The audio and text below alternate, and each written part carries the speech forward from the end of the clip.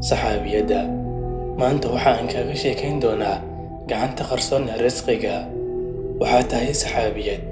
Waxaa og tahay Allah subxaanahu wa tacaala agtiisa inaan laga iloobaynin wanaag walba oo u samayso dadka. Waxaa aaminsan tahay wax walba oo u bixiso qaab sadaqo ahaan ah inuu dib ugu soo laabanayo isagoo laba jibaaran. Sidoo kale waxaa aaminsan tahay ilin walba oo aad tirto inaad ka helayso farxad iyo deganaan. Maadaama aad aaminsan tahay arrimahaas, haddana waxaa jeceshahay inaad maqasho qisooyin ku saabsan arrimahaas. Taasna ma ahan shaki ee waxaa rabtaa inuu ku kordho iimaanka. Hadda ka horba Nabi Ibraahim calayhi salaam ayaa Rabbigiis waxa uu weydiistay inuu tuso sida uu soo nooleynayo dadka dhintay. Ibraahim calayhi salaam shaki ma uusan ka qabin arrinkaas ee wuxuu rabay inuu qalbiga ugu xasilo. Xilligii Nabiga sallallahu calayhi wasallam waxaa jiray laba wiil oo walaalo ahaa. Midna waxa uu lahaa xirfad uu ku shaqaysto, halka midka kale uusan lahayn wax xirfad ah oo ku shaqaysto. Wuxuu imaan jiray masaajidka Nabiga, xadiiska iyo Qur'aanka ayuuna ka baran jiray. Midkii shaqada aadi jiray ayaa biili jiray walaalkiis. Maalin ayuu wuxuu u tagay Nabiga sallallahu calayhi wasallam isagoo dacwo ka ahaa walaalkiis.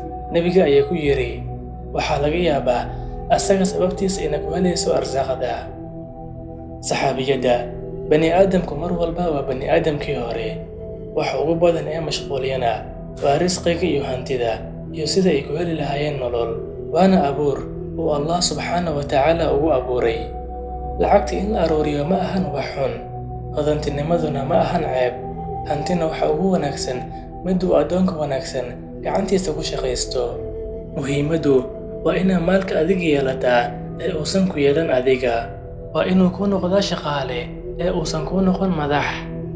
Saxaabiyadda, xadiiska aan kaga waramay ma dhiirigelinayo shaqo la'aanta iyo iska fadhiga iyo inuu mar walba qofka gacanta taagto. Taas cagsigeeda waxaa jiraan axaadiis badan dadkana ku boorinayo inay shaqaystaan oo cunaan waxay gacantooda ku keensadaan. Balse xadiiskan midka shaqeeya ayuu ku boorinayaa inuusan ka tegin walaalkiis. Saxaabiyadda, shaqadu waa sabab risqi lagu helo, balse midka wax arsaaqo waa Allah subxaanahu wa tacaala. Waxaa laga yaabaa in Allah subxaanahu wa tacaala uu ku furo albaabka ganacsiga iyo hodantinimada. Taasna ayna ahayn dadaalkaaga iyo aqoontaada ee ay tahay waalidka oo aqoodiso. Saxaabiyadda, Cabdullaahi binu Jacfar wuxuu ahaa nin sadaqo badan. Fuqarada iyo masaakiinta ayuu wax u siin jiray qaab ay xitaa la yaabeen dadkii u dhowaa isaga oo ay yiraahdeen intaan wax ka yarsii.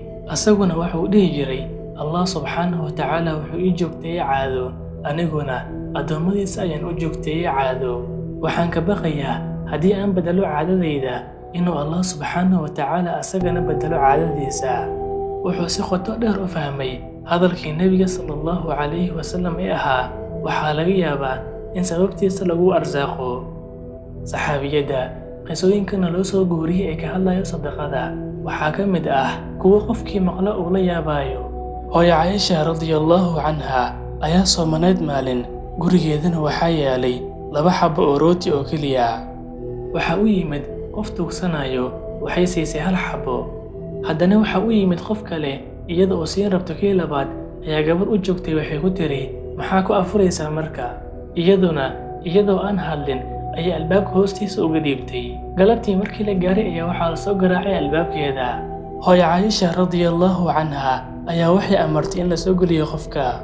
Markii uu soo galayna wuxuu keenay neef ari ah oo shiilan iyo rooti. Hooyo Caaisha radiyallahu canha ayaa waxay tiri markaas, kan waa beddelka Alle oo ku ilowsinaya waxa aad bixisay. Hooyo Caaisha radiyallahu canha ayaa waxay tiri markaas, kan waa beddelka Alle oo ku ilowsinaya waxa aad bixisay.